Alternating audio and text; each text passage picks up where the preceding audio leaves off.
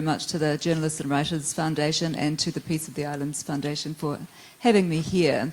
People probably think that nothing much bad happens in New Zealand. I see we're fourth on the scale in terms of peaceful countries in the world. The World Press Freedom, as you've heard Tania speak of the index for 2023, we're ranked in New Zealand number 13 on that. We're described as a model for public interest journalism. We apparently benefit from a high degree of press freedom. And it is true, relatively speaking, in the same way that you've just been hearing, no journalist has died in New Zealand because of our profession. There are no state-sponsored invasions of reporters' homes or extrajudicial imprisonments.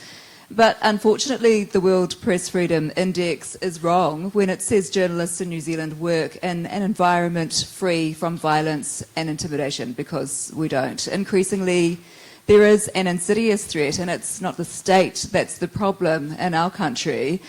It is our fractured society and a growing, I was going to say distrust, but it is much more than that now. It is a growing hatred towards journalists.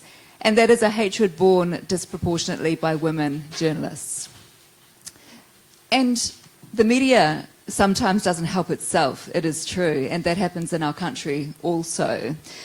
But my brief today is to speak about gendered violence, and so I want to step back briefly to 2013, when my colleagues and I began investigating a man's wrongful conviction, New Zealand's biggest miscarriage of justice at the time, for rape and murder. I work in a small team and I was the only woman. So when an email arrived saying that I was infatuated with the convict, I took note. My male producers and colleagues didn't receive the same email.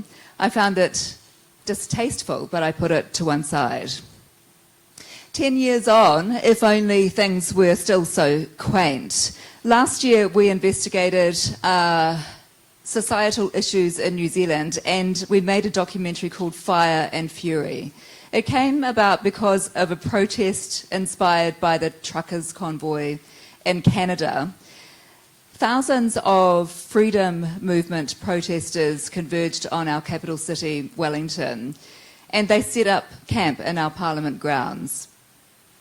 We were familiar with some of the key players, some of the leaders of that movement, and we knew that it wasn't, as they were calling it, a protest of peace and love.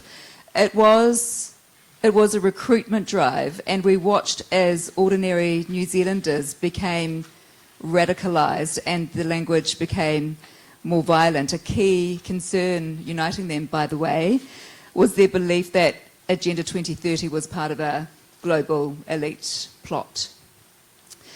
And so when we started to see some of those leaders use the term ungovernable, that is, that they wanted to make the country ungovernable, and others were calling for a military coup, which is not language that you hear in New Zealand, we knew it was something that we needed to be there to start filming. And so we went to Wellington on the day, coincidentally, that the police moved in to end the protest, and it turned into a violent riot, the likes of which our country had never ever seen, in the very seat of our democracy. When we have reported in countries like Afghanistan, we get security training, of course, to keep ourselves safe before we go.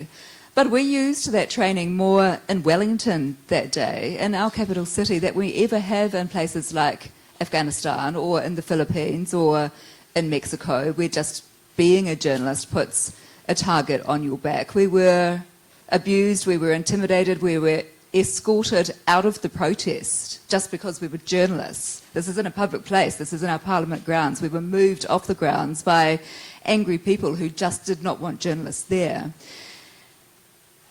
And so we found another way in. We went back into the protest on the other side. And once the fires started in our Parliament grounds, and once the gas canisters from the tents started exploding, and we found ourselves filming in a no man's land between the advancing riot police on one side and the angry protesters throwing whatever missiles they could find at the police, we knew it was time to leave, because our security training had drilled into us to always have an exit route. The violence and intimidation that we received that day was directed at all journalists, but what came in the wake of that documentary was plainly gendered, because again, out of our small team, I was the only one that received it as the woman, and it was also very clear from the language. That's a very small sample from thousands that arrived just in my email inbox, not to mention what was happening on social media and on Telegram. And when I was informed by a source that one of the subjects of that documentary, Fire and Fury, had my home address, my company put my family and me into hiding while we beefed up the already improved security at my home. This in Aotearoa, New Zealand, where we pride ourselves on press freedom and where we're ranked 13th best in the world. We do report some of these threats to the police. And sometimes a local officer from the police station will ring and say, "Do you feel safe at the moment?" And I usually say, well, yeah, right now I do. And that's the end of it. There is never any proper investigation or inquiry into who's making those threats. Those of us who are frequently updating what is known as our Police 10 files, deaths. New Zealand, just like so many jurisdictions, is not legislatively equipped to deal with this new violent, threatening world order against journalists. And on the rare occasions that people are charged, it doesn't go as it should in court.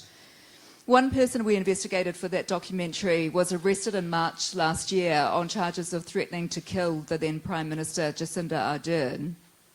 He also has me and many other journalists on his Nuremberg list of those he says should be brought before a military tribunal for crimes against humanity. He was released on bail, but he failed to turn up for his next court appearance, and he's been on the run from the police ever since. And he keeps on updating that Nuremberg list, so somewhere he's online. And the police just won't tell us, in spite of our Freedom of Information Act requests, what they're doing to try to catch him. Male journalists are abused too, of course, and they're put on those Nuremberg lists. But the research shows that they don't suffer the same degree of abuse and harassment as women journalists do, nor the sexually violent abuse. And it's worse, as always, for women of colour. And it becomes even more concerning for those of us on the receiving end of these threats in light of recent research in New Zealand, which surveyed 2,000 people and found, disturbingly, that 8% believed threatening to hurt someone is an acceptable way to achieve change. The same survey revealed that 54% of respondents who strongly believe in misinformation have avoided or stopped watching mainstream news and are actively encouraged to not consume mainstream media, although I don't like the term mainstream media anymore because it has been so weaponised in this environment in our country of what they like to call alternative media, which really just actually serves to provide a platform for the further dissemination of many of those threats. The tentacles of this fake news discourse really have reached all the way to the South Pacific, and they're strangling us, let me tell you. And I have come to realise that it's not happening in spite of us being a liberal democracy. It's happening because we are a liberal democracy. It is the same continuum, the same mechanisms through which authoritarianism is rising throughout the world. That is why we're being targeted as journalists. And we know sometimes the sources of the information on which that's based. So what is the result? The result is a chilling effect, obviously.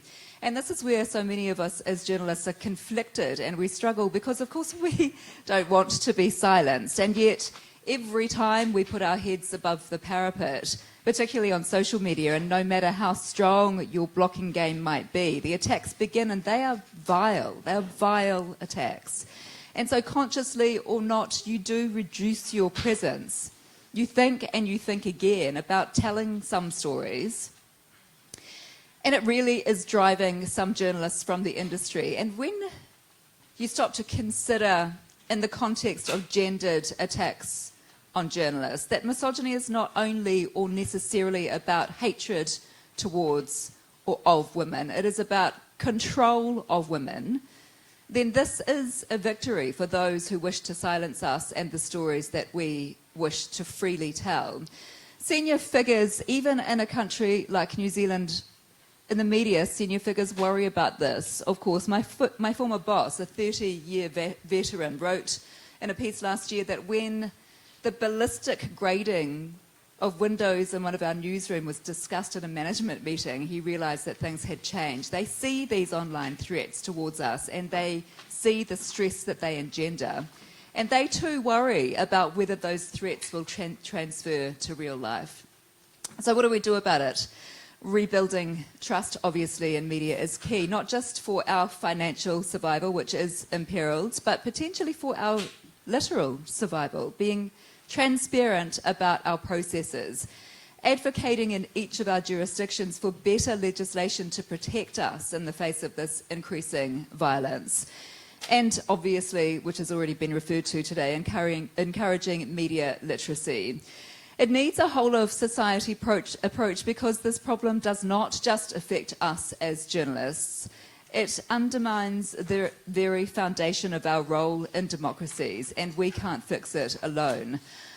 I do feel encouraged, though, that while this hate and distrust and gendered and all forms of violence towards journalists is at unprecedented levels, the craft does remain, and it continues to be pursued in our country and throughout the world with excellence. And so I stay, in spite of it all, because I continue to believe that what we do matters.